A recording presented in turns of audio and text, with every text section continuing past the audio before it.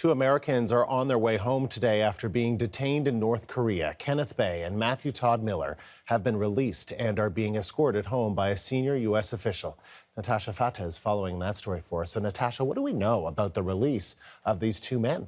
Well, we know at the center of the release is James Clapper, the head of the National Intelligence Offices, and he is escorting these two men back to the United States, getting a lot of congratulations from folks back home saying on a job well done. And these are the two men in question that have been held in North Korea with some charges having been tried, and now they are free to come home. Lots of people celebrating that news today. Just to give you a bit of background, Andrew, about these two people, we're talking about 24-year-old Matthew Miller from California originally, went to Pyongyang and at the airport tore up his tourist visa and then was claiming asylum in the country. This was a bewildering act, at least for people in the West who didn't understand why would you claim asylum in North Korea. The North Korean officials said that he was trying to spy on them, that this was an act of espionage, and he wanted to go to prison so that he could spy on what were being described as human rights abuses by the North Koreans. They did try him, they charged him, and he was found guilty and was sentenced to 6 years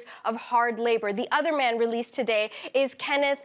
He is a Korean-American missionary who was actually leading a tour group in November of 2012 when he was arrested again for actions against the state for allegations of espionage. He was sentenced to 15 years in prison. So the State Department working hard to get these two men released, and it seems that their acts have now been successful. Both men are on their way home.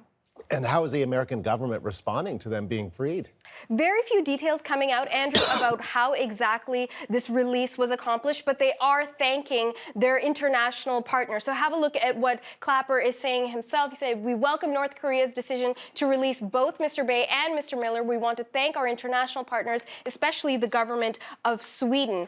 And it goes on to say, for their tireless efforts to help secure the release. That, of course, because the U.S. has no official diplomatic ties with Pyongyang. We've also heard from President Obama. He made a short comment earlier today saying he's very happy. This is a good day for these two men and their families. He thanked Clapper for the work that he had done. And we've also just gotten a statement from the U.S. State Department, and they are again, of course, congratulating Clapper on the work that they've done. But they're again warning U.S. citizens, if you don't need to travel to North Korea, don't go there. All right, Natasha, thanks. You're welcome.